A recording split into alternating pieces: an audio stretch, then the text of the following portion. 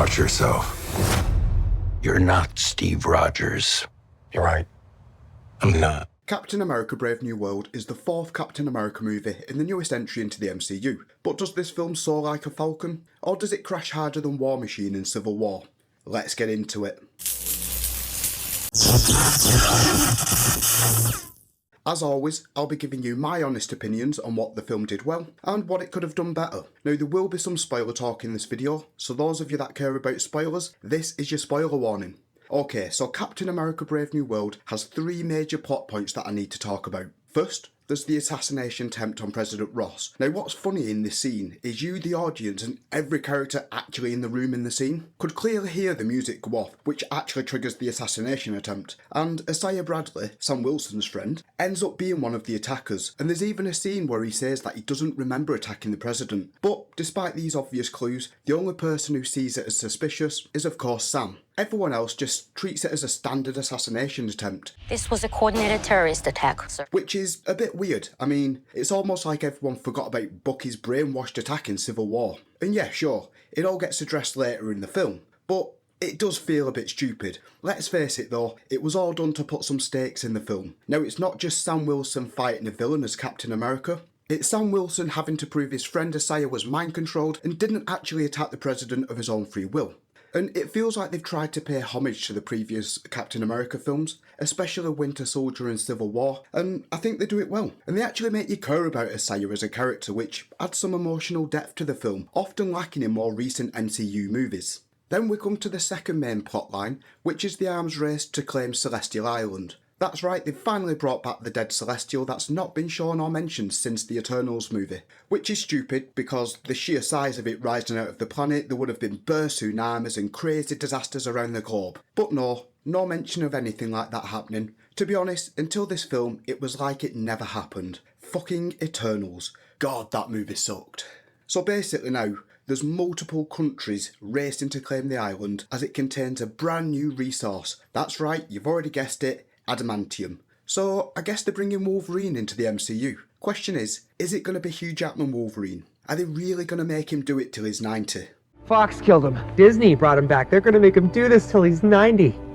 The final plot thread is a revenge plot where Tim Nelson reprises his role as Samuel Stearns, also known as Mr. Blue in the Ed Norton Incredible Hulk film, and the leader in the comics. Now, throughout the film, Mr. Blue's looking for revenge on President Ross for locking his ass up, experimenting on him, and making false promises. Now, I really liked Tim's performance throughout the movie, and the fact they've finally closed off the end credit scene from the Edward Norton Incredible Hulk film is great.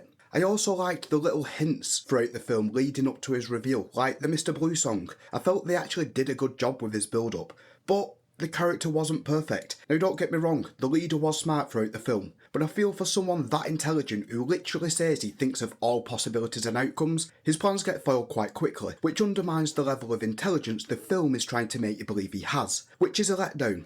Like at one point, he's like, I calculated an 86% chance you would have turned around, but I see you didn't. It's like, bitch, you didn't think of a contingency for the other 14%? Or at the very least, have multiple contingencies. It just makes his character seem stupid. His plans shouldn't be foiled by a single decision. But they do a good job explaining where Mr. Blue's been all these years and why. So it might have taken 17 years, but at least they've finally done something with the character.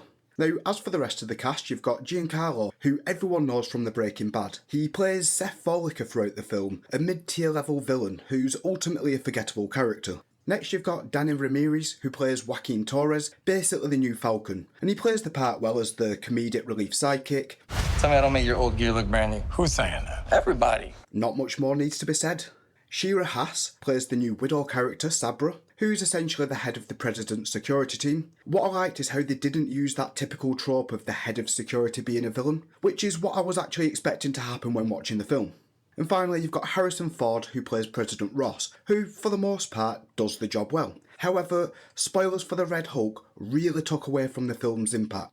The movie spends so much time building up Ross's transformation into the Red Hulk, but instead of actually enjoying the suspense and the eventual payoff, the whole thing's already been spoilt through trailers and movie posters, making the reveal fall flat and making the entire build-up completely redundant. As for the Red Hulk itself, I liked that they took it back to the serious, raging, unstoppable monster the Hulk's supposed to be, not the stupid comic relief character Marvel's turned the Hulk into.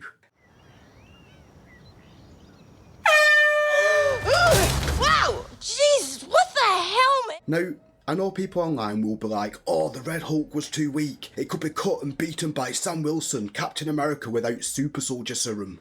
But that's the thing, Red Hulk was being cut by vibranium, not any ordinary metal. Not only that, you see the Hulk almost instantly heal those wounds. As for Sam beating the Hulk, Sam didn't beat the Hulk. The Hulk beat itself with Sam redirecting all of the kinetic energy in the wing from the Hulk attack back at the Hulk. And even then, the Hulk got back up. They literally had to get through to Ross to get him to calm down. In my opinion, the Red Hulk scenes were epic. The Hulk should feel like a fearsome, raging beast, and they achieved that in this film.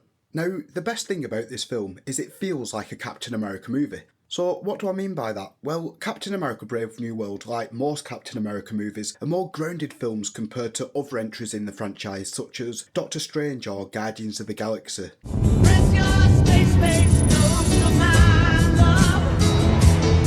And like previous Captain America films, Brave New World acts as a crucial world-building chapter in the MCU. I mean, think about it. The Captain America trilogy literally shaped the MCU, weaving together both key characters and pivotal conflicts. The first Avenger introduced us to Hydra, who's a major antagonist throughout the franchise, as well as the Tesseract, setting up the first Avengers movie.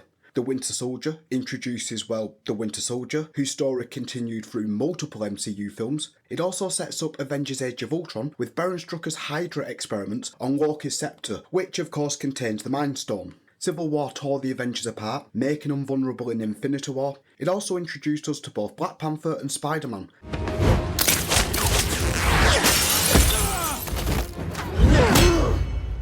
You have a metal arm?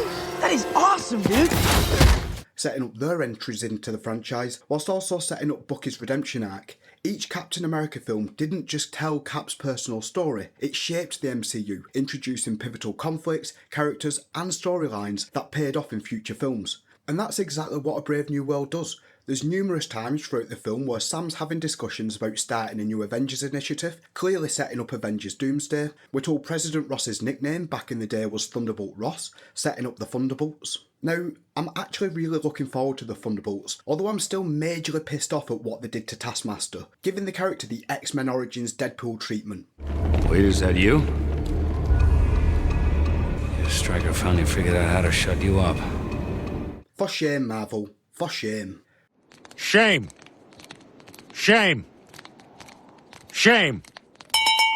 Shame. Brave New World also introduces us to Adamantium, setting up the X-Men, and the end credit scene is building further into the Incursion storyline and Secret Wars. The film did exactly what it should have done, and that's giving us a grounded story that's personal to Captain America, whilst also setting up future MCU projects. Sure, the fight choreography was a lot better in the previous Captain America films, but the fight scenes themselves aren't bad, we've just seen better. The film also shows how Sam Wilson is constantly questioning himself on how he had the opportunity to take the super soldier serum, but didn't, and how he feels that that was a mistake not taking the serum.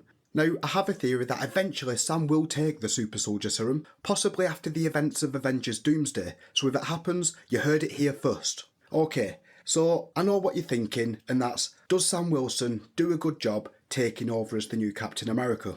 Well, he's definitely not Steve Rogers. That is America's ass.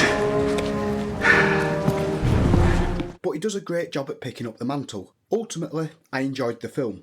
Was it better than Winter Soldier and Civil War? No, definitely not. But honestly, it's fucking way better than some of the more recent superhero movies that we've been getting. Yeah, I'm looking at you, Venom and Craven. So, is it worth giving Captain America Brave New World a watch? Well, I went in with low expectations, and you know what? It surprisingly exceeded them, and I had a great time. I'd say it's definitely worth giving it a watch. Captain America Brave New World, have you seen it? Did you enjoy it? Did you hate it? Let me know down in the comments, and don't forget to like and subscribe. Until next time, peeps, stay frosty.